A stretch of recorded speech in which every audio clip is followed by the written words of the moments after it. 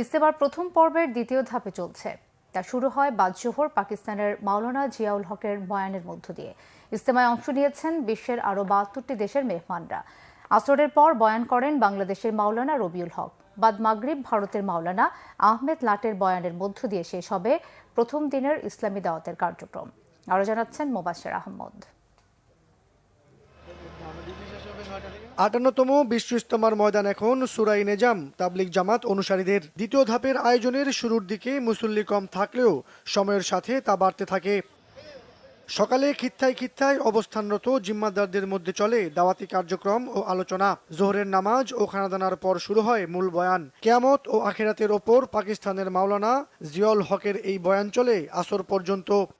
আমি লাভের জন্য এসেছি, ও তালিম শুনতেছি, বয়ান শুনতেছি। যে সারা বিশ্বে থেকে লোক আসে, তারা আপনার 5 ফুট করে ভিসা লাগে যা, আর আমরা বাংলাদেশের মানুষ ভিসা লাগে না।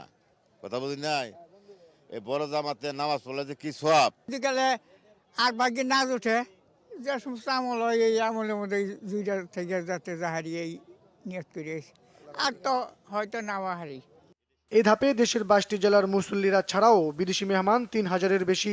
৩, ৪, ৫ ফেব্রুয়ারি আমাদের যে দ্বিতীয় ধাপ হযরত উলামা ইকরামের তত্ত্বাবধানে সূরা নেজামের অধীনে যে ইজতেমাটা পরিচালিত হচ্ছে, এখানে আমাদের প্রায় 22টি জেলা সহ ঢাকার বাকি একাংশ অংশগ্রহণ করবে। এবং আপনি জেনে থাকবেন যে গতবারের মতো এবারও আমাদের প্রায় ১৬০ একর যে টঙ্গী ময়দান, পুরা ময়দান এখন সাথীর দ্বারা কানায় কানা ভর্তি। নিরাপত্তার সার্বিক বিষয় দেখছে গাজীপুর মেট্রোপলিটন পুলিশ।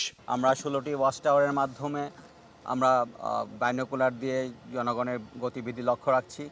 আমরা সিসি ক্যামেরায় ৩35টি সিসি ক্যামেরার আওতাধীন সমস্ত মাঠটিকে নিয়ে এসেছি। নিরাপত্তা আছে, সেটি সাদা পোশাকে আছে। আমরা সেই ব্যবস্থাটি নিয়েছি। কেউ যদি ড্রোন ওড়াতে চায় সেটি যেন কমিশনের অনুমতি ছাড়া অন্য কোনো সংস্থাও যেন ড্রোন না ওড়ায়, সেই অনুরোধটি আপনাদের মাধ্যমে রাখতে চাই। বুধবার আখিরি মোনাজাতের মধ্য দিয়ে শেষ হবে দ্বিতীয় ধাপের সূরা নেজাম তাবলিগের প্রথম পর্বের আয়োজন।